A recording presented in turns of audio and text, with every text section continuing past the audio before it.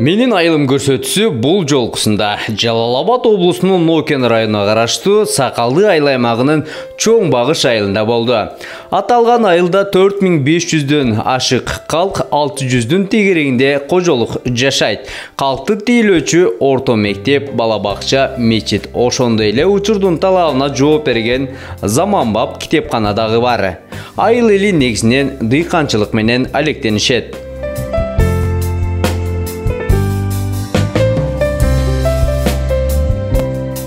Айылын Чоң Багыш деп аталып калышынын себеби негизинен бул айылды Чоң Багыш уруусу байырлаган мурдатан. Тарыхына кайрыла турган болсок, 17-кылымдарга барып тагалат. Ошол 17-кылымдарда Чоң Багыш уруусу ушул жерге байырлап калып, негизинен ушул жерде жашагандан кийин Чоң Багыш айыл деп аты аталып калган.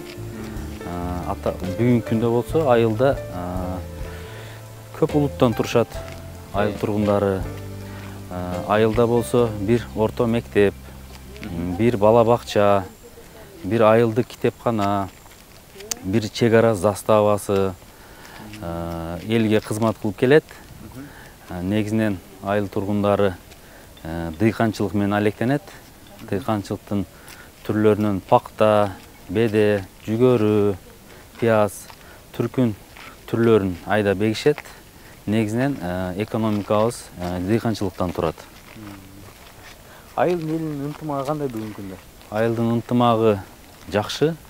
Айылда көп жумуштар айыл тургундарынын ашар жолдору менен, демөөрчүлөр менен жасалат. Чоң Багыш айылы чек арага чектеш айыл болгондуктан бул жерде бир көйгөйлүү маселелер жокпу? Чек арада көйгөйлөр негизинен жок, себеби Сакалды чек ара заставасы бар. Ошол күнү түнү чек араны кайтарышат. Ага бизден көчө комитеттер, айыл активисттери, элдик дружиналачылар аларга жардам берет жакындан. Айылда негизинен көйгөй жок, тынч, чатак жок. Демек Элбек ага, бүгүнкү күндө ошол айыл эли анан жергиликтүү бийлик биргеликте айылда бир топ эле иштер аткарылып атпырдан да, Ооба. Атап айтсам, мисалы, бир 3-4 жыл болуп калды. ФАПтын эскилиги жетип калган эле. Айыл тургундары, коомдук уюмдар, эл аралык уюмдар менен биригип жаңы ФАП салдык. Анын үстүнө мына быйыл Нооруз балдар бакчасынын эшик терезелерин алмаштырып атабыз. Жолдор оңдолуп атат, таза суулар болуп атат.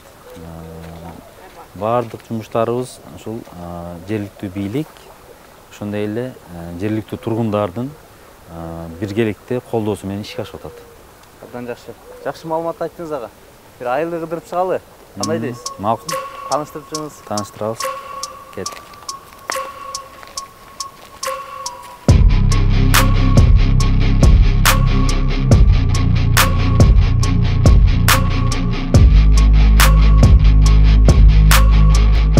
Куштар бул жакта экен да? Ооба, ушул жакта куштар. Анарлар калып күйүп калып турган. Быйыл жакшы кылды, былтырга караганда. Быйыл жакшыраак. Канча кушуңуз бар бул жерде? 7 бар. 7? 7 бар. 10 чактуу эле 3-өсүн союп сатканбыз. Азыр 7 калды. Булар эми жашына жетти да азыр. Канча жаш? 2 жаш. Туура 2 жаш болду июлда. 2 жашта. Чөжөсүндө август алып келген болсок, значит, жумурткадан июлда чыккан болот да, ошондо июл болду, азыр 2 жаш толду. Кирип көрсөк болобу? Эми кирсек болот, кичине наблюдение кылбайбы экенин. Ба. Чакырсаңыз келеби? Ба. Немеракта? Бул чокпайбы? Чокуйт жок, негизи мындай чокуй берет, ар жагысы тебет да толко. Буга тебет толко. Колгонусу? Колгонусу тебет. Бүтүн менен катуу тебет да тепкенде. Мен неме оюмча бул аттан катуу тебет деп ойлойм да. Аттанчы. Ошондой сезип калдым да. Мен көп нерсени тепкенде, ошондой решеткаларды, темир да ийип койгон. Бул тоокуш биздин климатка өздөшүп кетеби экен? Биздин климатка эң немеси Normal климат bizde eкен да, негизи. Мисалы Африкада бою кыскараак болот экен, 2,5, 2,30 болот экен. Себеби ал жакта ысык да, погода ысык да, кыйналып калат экен булар. Кыйналганда бою кыска болуп калат экен. А bizde Россияларда бар, Россияда кышында өтө сууп кетет аякта. 30-20 градуска чейин суук болгондо аякта суукта кичине кыйналышат. А bizde нормада, мисалы 10дон ашпайт суук. А жазда уже 40тан ашпайт да, 40-45 болушу мүмкүн. Африкада 55-60ка чейин барат ысык. А бизге норма деп шуну неме кылгандан биз интерес бак. Азыр эмне азык берип атасыз? Бул жей берет, эмне болсо жей берет. Мисалы почок, майда тапкан тутканыбызды бере беребиз. Даже сөөктө да жей берет. Сөөк? Мисалы мына үйдүн астында дастукон төккөндө сөөктөр чыгып калат го. Мурда 1-6 айлык эле да, 1 жашка жетпеген үйдүн астында чуркап жүрө берет эле. Ошондо сөөктөр да чоң мучтай сөөктөр да жүтүп берет. Мындайча айтканда организми күчтүү да, жипти жеп койду, пакеттерди жеп койду, откоттон чыкпады. Сойгондо да чыкпады ичине. Значит, мен ойладым, сиңдирип берипти да, анча пакет-сакет. Эч калбады. Мындай кант кагаз болобу, эмне жылтыраган нерсеге кызыгат да булар, жылтырак нерселер. Жылтырак нерселер. Ошондой кызыгат. Эти кандай экен? Эти жакшы экен, мындай даамын түшүндүрүп бере албайм. Мисалы тоок, кой, эт немелерге айырмасы бар да турабы, жесеңер билесиңер аны. Бунука да ушундай, башка эттерге окшобойт, бирок көрүнүшү кара эт, уйдукундай эле. Кара эт 100 килограммга чейин берет, таза салмагы, жашына жетсе таза. Биздики 50 килограмм берген 1 жашында. Эми айтышы угушум боюнча, информация боюнча бул оору тандабайт экен эти, жей берет экен, мындай жагы берет экен. Мисалы рак элем, меле оор элем, давление бар эле, сары оорусу сары, ошондой. Бизде наоборот көп алып кетип атты лечебныйга. Кайсыл оору менен ооруса деле же жей берет, ойлонбой жей берет, ойлонбой. Давлениясы болсо, кан басымы болсо деле жей берсе боло берет экен да этин, Ооба. Анын жумурткасында полезный немеси көбүрөөк. Калориясы көбүрөөк. Чем этине караганда жумурткасы күчтүүрөөк болот. Ошого көп, мисалы бизге кафеге келген клиенттерим только жумурткасын сурап атат. Эмнеге десем, ушу лечебныйга мен уктум, ушундай экен. Бирде алып жеп көрсөмбү, сатасыңбы деп да келди. 4-төрүн сатканбыз, 4 жумуртканы. Бир эжем алып кетип, үчөөнү багып интереске баккан да. Багып жакындайлап келди. Ошондо 6 он тууган. 4-төрүнү 4,5 миңден 10 миңге саткан экен. Кайсыл убакта жумурткалайт? Анан бул кышындабы? Күн жок. Канча күн ысыган сайын туй берет. Мисалы азыр жашына эм жетти. Булар аз-аздан туй баштайт. Мисалы жашына толук жетелек да. Канча күндө бир жумуртка берет? Же күнүгө эле? Жок, бир жумада, 10 күндө бир. Өткөндө подряд 3-4 күндө бир берип аттылы бирөөсү. Токтоп калды. 6 берген бойдан токтоду, уже 1 ай болуп калды токтогонуна. Мындайча айтканда жашына жетелек да азыр мындай. Болгондо эле туат. Башында 10-15 эле туйт экен 1 жылда. Кийинки жылга уже стаж ашкан сайын эмес жашы өтүп, өзүнүн возраст жетип калганда уже 1 жылда 20-30 берет. Анан кийинки 3 жашар, 4, 5, 10 жашка чейин уже жылына 80, 100, 120 берет 1 жылда. 120га чейин алгандар бар жумуртканы 1 жылда. Ушундай. Булар эки түрдүү туат. Столовый мына жей турган, анан инкубаторный туат мындай. Ачырганда. Айырмасы көпчүлөргө айтып берип койбойсузбу? Айырмасына жөө чыгара турганы болот, анан жөн эле тамак ашка пайдаланып турганы бул экиге бөлүнөт деп мен дагы эми багып эми стажым ашып атат бул немесиге. Анан сыйдаң болот дейт, столовый жей турган сырты. Анан берки немеси точкасы бар, мындай кичине немерак болот экен, грубирак болот экен, жумуртка ача турган жөөсүн. Беркилери айнекке окшогон жей турганы сыйдаң болот экен сырты. Өтө сыйдаң болот. Олар ачпайт. Биринчи тугушунда ачпайт негизи, гарантия бол. Биринчи тугушунда. Жумурткада кыр болбойт экен да. Ошондой беркиндай үстүндө жаманында үдүр точка мындай кызыктайраак болот экен да, которураак болот экен мындай кармагандачы. Сыйдаң болбойт экен. Эми алда буну көбөйтөйүн деген пландар болуп атабы? Эми ушул немесине кыйын бекен? Жок. Бунун күйшүгү деле жок. Мисалы курсак ачты эле бакырбайт, кыйкырбайт, койго окшоп неме кылбайт. Берсең жейт, бербесең жебейт. Немеси жүрө берет. 40 күн суу ичпей дагы жүрө берет. 40 күн чыдайт булар. Африкада жумурткадан чыккан чөжөсү жумурткасына суу бергенче 40 күн убакыт өтүп кетет экен. Африкада суу жок да. Издеп барып суу бергенче 40 өтүп кетет экен чөжөсүнө. Значит, чыдамдуу да сууга чыдамдуу. Негизи сууну үзбөйбүз, бизде кеңири берген шарт бар. Суу кеңири сүрүп чөптү да жей берет. Кышта дробилкадан өткөрүп берем, мына прессти. Майдалап, жем салып, ичине сууга чылап, жумшатып анан берем. Ошону жеп алат. Бул могу шартыңыз кичинелик кылбайбы? Кичине. Бул кыйла эле кичине бул. Эми биз огород кичине үчүн айла жоктон иш жерге баккан. Даже bundan кичинеге баккандар бар адамдар. Кээде ошондой көргөм, өтө эле ондай болбойт да. Буга чуркап жүрүш керек. Чуркаганда дыханиясы ачылат. Ошондо көбүрөөк жейт, чоңураак болот. Анан Ошондо салмак кошот. салмак кошот. Мындай буларда движение болуш керек да. Мында тоокко окшоп бакса болбой калат булар. Мындай бир жерге камап, койго окшоп бакса болбой калат. Ошондой. Эми ошондой шарт түзөйүн деп атасызбы? Эми буларды Кудай кааласа, Жер болуш керек да, эми чоңураак жер болуш керек. Анан эми да ойлонуштурабыз. Бунун жумурткасын экспорттош керекпи же этин экспорттош керекпи? Мени оюмча азыр этиге бизге неме эмес экен, анча талап жок экен, этинечи кызыккандар.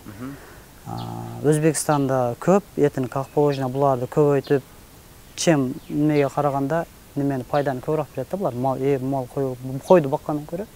Койду бир 6 Буларда демек чыгым азыраак болот экен анда, мындай мисалы бир суткада бул 2 килограмм жем жейт да булар, 2 килограмм. Мындай нормасы алып карасаңыз. Ал эми мал менен Олар көп жейт. Ол 2 килодан берсең да ол тойбойт бир кой. Булар уже 2 суткасын ошондой жейт. Же кичине эле жейт булар, аз жейт. Ошондой. Анан жумурткасына неме көп, клиент көп, потому что инкубатор мен ачырам дегендер толтура да. Ошо менде группа бар Кыргызстан боюнча. 70-80 бала барбыз. Ошончу группада толко жумуртка сурагандар толтура. Инкубаторный. Бек аганын айтуусу боюнча, менимче бүгүнкү күндө ушу дүкөндөрдө деле кадимки мал, кой этин сатыкка чыгаргандай эле тоок кушту дагы көбөйтүп, өстүрүп, бунун дагы этин сатыкка чыгарсак, эч кандай бир адамдын ден соолугуна тез таасирин тийгизе турган жагдайы жок экен. Буну дагы көбөйтүп ушу эт багытында арзан, сапаттуу эттерди чыгарсак болчу экен. Азаматсыз Бали, ишиңизге ийгилик. Рахмат. Алда көбөйтүп, мүмкүнчүлүк болсо, өзүңүз айткандай 1 гектар, 2 гектар аянтса киргизип жүгүрүп, ферма кылсак жакшы болот. санын көбөйтүп өстүрө бериңиз. Рахмат. Бали. Бир аралап чыксам тээп койбойбу мени? Эми мен гарантия этият болгон жакшыраак да. Да. О, жинденип атат Бул немерагы да, бул кичине гажырагы ушул. Каприз деп коёбу эле орусча. Марка бир эркеги бар, ошо жогошураак ошо. Аз бияка чыксак да келет жаныбызга, карматат. Жакшы. Ушундай. Сон. Алар таза аба, тынч аймакты тандашкан. Алар коопсуздук үчүн бардык техникалык талаптарды сактоодо. Алар келечек муунга убадага турууну, аманатты бек сактоону үйрөтүүдө. Керектүү документтин убагында алганын, ишенимдүү менчикке ээ болгону. Биз бактылуу күн кечирип жатабыз. Тынч жана коопсуз жайда жашоо бул ар бир адамдын кыялы. Балдарыбыз кең, жарык бөлмөдө ойноп жүрүшөт.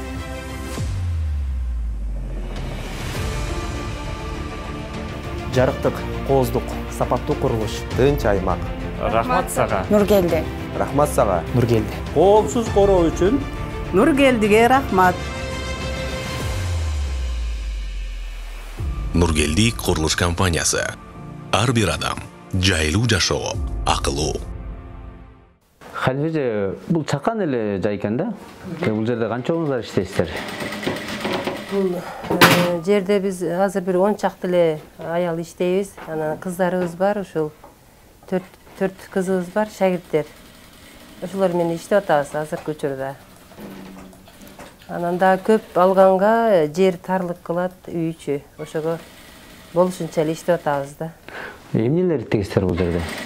Биз азыр ошо элдин бүт алып келген ошо эмне заказ берсе, ошолор тигебиз, көйнөктөр тигебиз бул жакта. Анан сеп тигебиз, аялдар, кыздардын берип аткан үй-бүлөлөр септерин алып келишет кыздардын. Ошолордун себин тигебиз. Занескаларына чейин тигип беребиз колубуздан келишинче. Демек, бул айылдын ушу тигүүчүлүккө болгон бүт муктаждыгын камсыздап береткенсиздер да? Ооба, ошондой. Камсыздап жардам беребиз да. Айылдын кичине өнүгүшүнө да жардам беребиз. Кыздарыбыздын бизден кийинки келе турган кыздарга дагы өнөр болуп калсын деп аларга да үйрөтөбүз. Ошолор ушундай кылып бизден кийин улансын дейбиз. Могу техникаларыңыздар жетиштүүлөбү сиздерге? Техникаларыбыз азырынча жетиштүү эмес негизи. Бирок көп эмелерин колдо жасайбыз. Жетишпегендиктен колдо жасайбыз. Азырынча бир 2, 3, 4 машинкабыз эле жаңы, башкасы эски да. Колдо жасайбыз көпчүлүгүн. Бул айылда өзүңүздөр эле уюшкансыздар да, аялдарчы? Анан могу кийинки жаштардын бул тигүүчүлүккө, чеберчиликке кызыгуусу кандай? Кийинки жаштардын тигүүчүлүккө кызыкканы өтө жакшы, көп. Негизичи биздин азыркы эмебиз тар болгондуктан көп кыздарды ала албай атабыз. Кыз келиндер келет, каникулда эмелер келет, окуучулар келет, үйрөнөйлү дейишип, швеяга каттайлы дейишет, ошондойлор үйрөткүлө дейишет, технологиясын үйрөткүлө дейишет. Бирок жайыбыз тар болгондуктан кичине кыйналып турабыз да. Аз-аздан алабыз, 4төн алабыз. Ошолорду жакшы кылып чыгарсак, андан кийин дагы бир 4тө алабыз, дагы жакшына кылып үйрөтүп чыгарайлы деп. Андан көп ала албайбыз, себеби үйрөткөнгө сиздердин тажрыйбаңыздар жетеби? Тажрыйбабыз жетет, иншалла. Жетет. Мастерлери бар да? Мастерлери бар. Биздин айылыбызда эң чоң 20 жылдан ашык стажы бар. Ушу Барна деген кызыбыз мастер, эң чоң мастер. Ар кандай модельди жөн эле кесип бычып кесип бере алат. Ооба, үйрөтөт. Технологиясы боюнча мен өзүм кеңири эле үйрөтө алам. Бычыш кесиши боюнча, технология боюнча бул үйрөтө алат. Тигүү боюнча мен үйрөтө алам, ушундай. Бир айыл өкмөттөн бир жер берсе, же бир кичинекей участка берсе, жок дегенде бир 10 сотиктей дегенде же бир. Анан ошого бир салып, анан ушундай бир тигүүчү цех ачып, кыздарды, айылдагы келин кыздарды чакырып, ошол жерде бир иштесек. Анан өздөрүнүн үй бүлөлөрүнө, айылга деле, үй бүлөлөрүнө деле, ошондой эле мындайча айтканда, киреше болот да. Ошо жардам болот, үй бүлөлөрүнө жардам болот. Өздөрү деле кичине зарыкпайт, кыйналышпайт. Ошондой. Мынакей азыр биз Ханифа эжеке айткандай, мен өзүм деле көрүп турам, бул жерде аябай чакан жер экен. Чындыгында бул жакта 4, 5, 6 10го жетпеген гана кыз келиндер гана батап турган чакан бөлмө экен.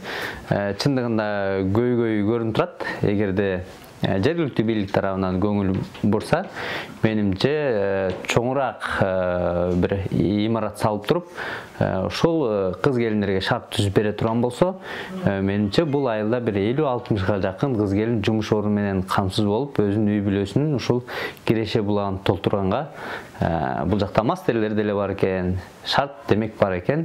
Буйртма деле кеңири, менимче бул жакта эжекелер жетишпей аткандай көрүнүп атат. Баары ушу чымырканып ишимди бүтүрүп алайын деп бизге көңүл бурбастан деле иш кылып атат. Сонун эжекелерибизге байлы дейбиз. Азаматсыздар эми катыра бериңиздер, ишиңиздерге ийгилик. Рахмат сиздерге да, бизден кабар алып келгениңиздерге рахмат. Алла разы болсун. Сиздердин да ишиңиздерге ийгилик. Ушундай бизге окшогондордун көйгөйүн ачып, жаңылык кылып, кимдир бирөө дагы жетишпей аткан болсо, ошолорго да жаңылык болот, ошолорго түрткү болойлу биз дагы. Ушундай иштер, кичинекей иштерибиз менен болсо дагы.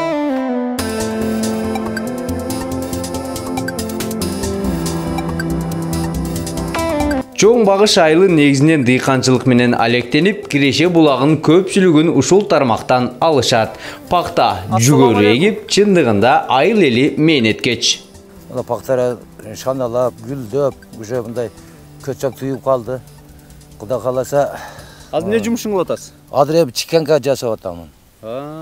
Чиканка. Ошо аралап жүрсүз да, карап. Ооба, ошо чиканка аралап карап, мына көчөктөр түйүп калды, мына шактар чыгардым. Ар бир түбүндө 10, 11, 12ден шакы бар мындай. Шак, ар бир шактагы көчөктөр Кудайга шүгүр жакшы. Ошо жерде 1 гектар жерде 80 000 көчөт бар. Кудай буйурса ар бир түп 20дан пакта жетишет. Ошондо ар бир түптө 20дан пакта болса ошондо 80 миң болгондо ошо 50-55 центнерден түшүм алабыз деп турабыз Кудай буйруса. Атыңыз ким? Эргешалы. Эргешалы ага, бул чоң багыш айылы негизинен эле ушу дыйканчылык менен турмуш тиричилик өткөрөт экен да? Ооба. Дыйканчылыгыңыздар быйыл кандай анан? Быйыл жакшы дыйканчылыктар. Бүт элибиз ушу дыйканчылык менен тирлик кылат. Пакта айдайт, маке айдайт, беде айдайт, буудай айдайт. Быйыл түшүмдөрүбүз жакшы болду, Кудайга шүгүр. Дарыбыз дагы айдашабы? Дарыбыз дагы айдайт. Дарыбыздар азыр алдыңгылары түгөнүп калып, мына июлда пыша тургандары пышып азыр сатып тирилигин кылышып атат. Доходдору жакшы. Бул баягы пакта ак алтын деп негизги киреше булактардын бири да. Акыркы жылдары же болбосо быйыл кандай болуп атат? Баасы кандай болуп атат? Баасы Кудайга шүгүр, былтыр жакшы болду. Былтыр 114 сомдон дарамат алдык да, 114 сомдон саттык. Жакшы киреше болду. Демек, кирешеси жакшы эле экен анда. Жакшы. Аралатып жүгөрү да ээп кеткенсиздер да. Ооба, мына аралатып жүгөрдү ээп коебуз. Али соседтер менен келишип жүгөрү ээп коебуз. Кийин пакта пышканда ошо машинага жол болот да. Жол болот. Анан кийин жол болгондо мындайынан көлдөнөңдөн жол ачып коебуз. Ал пактада ачылышка жакшы болот. Аба кирипчи. Жакшы экен да. Жакшы. Эргешалы ага, ушул пактачылыкты ушул жайылтып, ошо өзүбүз деле ошол текстиль деп коет го. Балакна. Орусча айтканда балакна. Ошондой ачып иштесек болобу өзү?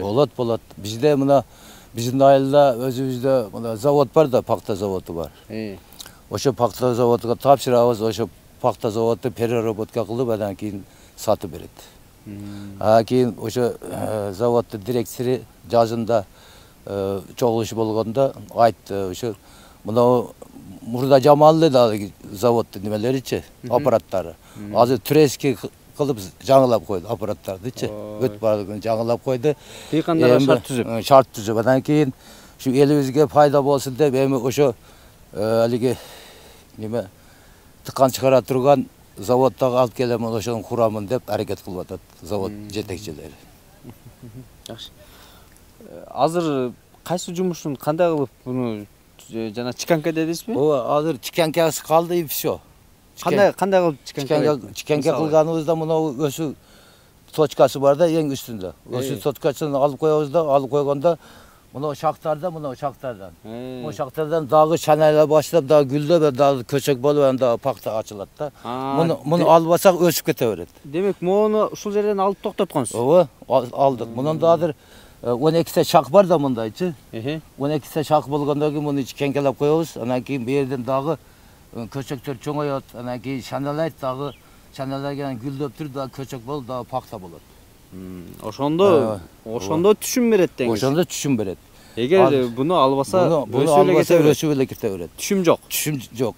Начар болот. Муну алгандан кийин буяктагы көчөктөр чоңойот, шана пайда болот, анан гүл пайда болот, анан дагы пакта пайда болот. Мына мисалы үчүн мына гүл, мына гүл. Мына гүл 3 күн болуптур да гүлдөгөнүгөчү. Мушу гүл 54 күндө кадимгидей пакта болот. Гүлдөгөндөн тартып, Кадимгидей пакта болот да, муну пакта болгондон кийин муну татсаң 2,5-3 грамм чыгат. Пакта. Сонун бир чанагында. Эргешалы аганын пакта таласында жүрөбүз. Азыр аганы ошол жактан басып келатканын көрүп калып кирип келдим. Акыйкат чындыгында пактаны ага айткандай могу чиканкалабаса, учундагысын алып койбосо, пакта өсүп кете берет экен, түшүмү жок болот экен.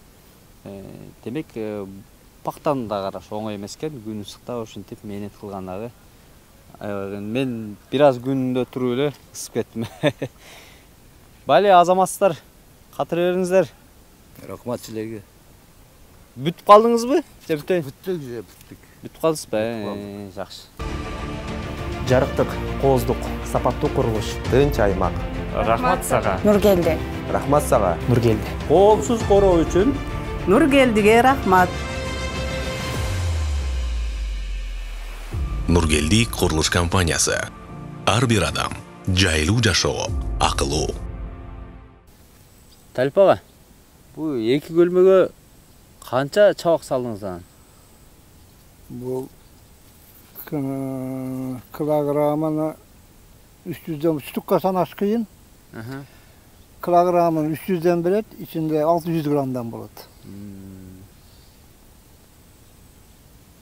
Азыр балыктын кайсы сорттор, түрлөрү бар? Бел ямыр менен карп бар. Экөө. Бул жер мурда камыш басып жаткан жер эле. Бекер эле ушундай камыш басып. Ошону погрузчиктер менен мында пал кылып көтөрүп, тосуп, балык багып пайдаланып атабыз. Бекер жаткан жерди. Бул кирешеси кандай экен? Кирешеси эми азыр көрө элекпиз кирешесин. 2 жылдан бери багып атабыз. Бирок айылдагылар, элдер курсакка келген кармап жейишип атат кайырмак менен. Продажга сатууга чыгара элекпиз. Эми 2 жыл болду бакканыбызга. Эң чоң балыңыз канча килограмга жетип калды? 4 килограмга чейин бар. 2'den 4'e чейин. Жергиликтер келип, эс алганча тутуп алып кетишет экен да. Ооба. Бул эң кичинеси мынау, мындан нары 30 сотиктен болуп 3кө бөлүнгөн. 90 сотик, мына 10 сотик болсо, ошондо 1 гектар болот. 30 сотиктен 3кө бөлүнгөн. Балык чарбачылыкты өнүктүрсө болчудайбы? Жанагы илгери багы тирүү балык деп дүкөндөрдө же болбосо көчөлөрдө сатылчу эле. Азыр андай кезиктирбейм да, дегилечи. Эми Союз маалдагына караганда азыраак живой балыктар. Бирок место болсо, суу болсо, көбөйтсө болот. Жер керек, жер. Түйшүгү кандай экен? Мал кой баккандан оңойраак.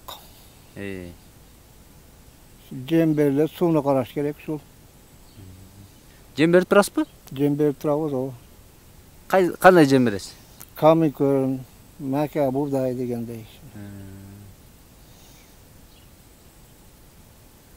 Бул жерде айыл элине жөн эле келип тутуп кете беришеби, кандай? Эми рыбактар бар, любительдер. Өздөрү келип жегенге руксат алып кетип жейишет. Общий кармаганда караштырып дагы беребиз элдерге. Жардамдаштырып турат экенсиз. Азыр балык тута алабызбы же кыйынбы азыр? Балыкчылар кармайт деп, мен өзүм кармай албайм. Неге? Менде кызыгыш жок кайырмакка. Бирок балык багасыз. Балык багам, ооба. Кызык. Багыш кызык, кармаштын кызыгы жок мага. Талип аганын айтышында ушул жерде 1 гектарга жакын аянтта ушундай көлмөсү бар экен. Бул жерде ошол беламур, карп түрлөрүндөгү балыктарды өстүрүп атат экен бүгүнкү күндө. Алды 2 килограммдан ашып калды дедиңиз, 2 килограммдан ашып калыптыр балыктар. Буйруса жакшы дейт. Азыр биздин көзүбүзгө анда-мында көрүнүп атат балыктардын сыртка чыгып кайра киргени. Бул жакта болсо балыкчылар балуулап кайырмак салып олтурганын да көрүүгө болот. Биз дагы бир аз олтуруп балык аңдып көрөлү. Болсо олжобуз оңдан, болбосо айыл кезип жөнөбүз дегендей.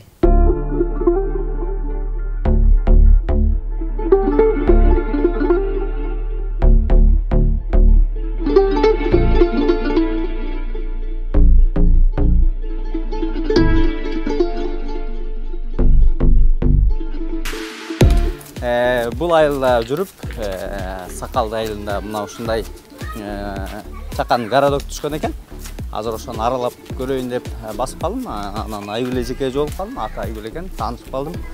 Эжеке, бул жерде канча жашоочу жашайт? 100. Үй бүлө. Бул үйлөр кандай жарандарга берилген да, негизинен? Негизи бул арабтар Ас-Сафа фонду тарабынан курулган.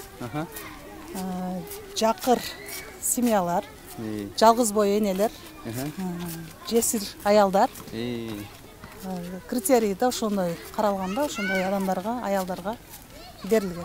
Белек катары эле берилген. Белек катары. Эч кандай акча каражаты алынбай эле. Жерди өкмөт тарабынан жер берилген, үйдү фонд асага фонд салып. Жакшы. Балдар ойночу аянтча бар экен, мечит бар экен, да эмнелер бар? ФАП.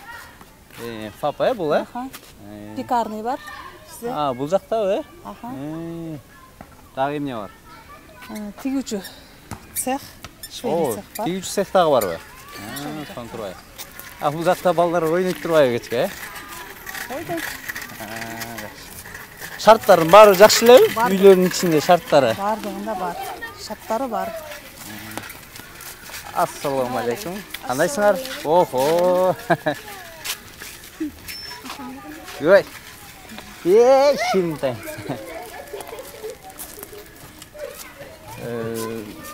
Негизи бул жердегилер көбүнчө аялдар экен, ошол ФАПта иштешет, пекарный цехта иштешет, анан швейный цехта иштешет. Асанбай азыр швейный цехта иштеп атат аялдар. Пекарныйды пока баштай элекпиз.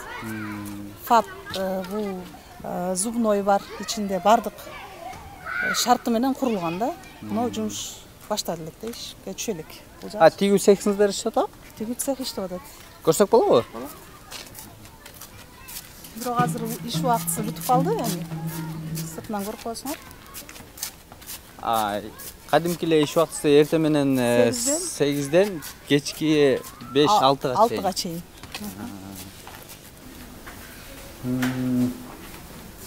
Охо, бул жакта турбайбы?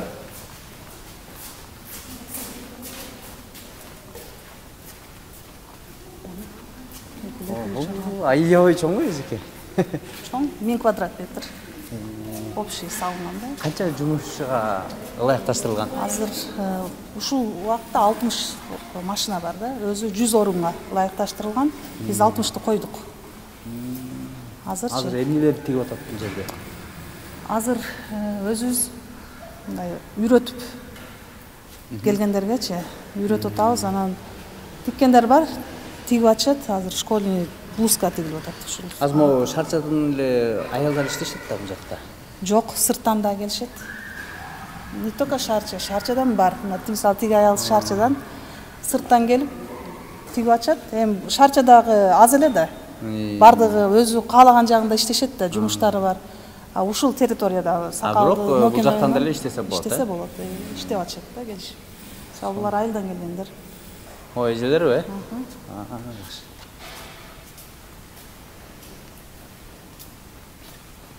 Саламатсыздарбы эжекелер, кандайсыздар? Эмне тигип атасыз эжеке? Бул детский девочка экен, рубашка, кофта. Блузка деп коет экен. Ушу даяр крой жүргөн, ушуларды тигип атабыз. Сиз башта эле тигүүчү элесиз же эми үйрөнүп атасызбы? Мен тигип жүргөм 5-6 жылдан бери. Тигип жүрөм. Бул жерге ачылып калып жакшы болуп турду эжеке? Жакшы болду да ооба. Айылдагыларга да жакшы болду.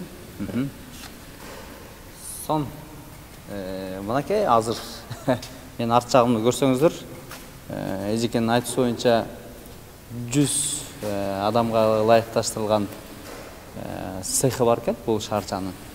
Ушул жерде кыз келиндер иштеп өз каражаттарын толтурат десек жаңылышпайбыз. Сон түшкөн турбайбы эжеке? Жакшы сон түшкөн. Дагы эмнелерди кылайлы деп атасыздар өзүңүздөр? Чоңойтабыз деп атабыз мунучу. Азыр буюрса 200 орундууга. 200 орундуу кылалы деп атабыз. Себеби место бар, жетет. Арначы. Азыр сүйлөшүлдү.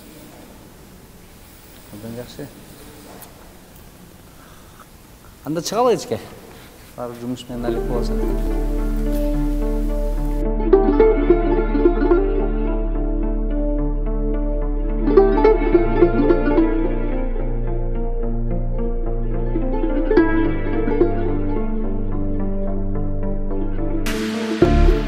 Ошентип Жалал Абад облусунун Нокен районуна караштуу Сакалды айыл аймагынын чоң багыш айылына болгон бир күндүк саякатыбыз соңуна келип жетти. Өзүңүздөр көрдүңүздөр, айыл эли мээнеткеч эл десек болот. Кийинки эфирден көрүшкөнчө аман болуңуздар. Менин айылым көрсөтүсү ар дайым сиздер менен.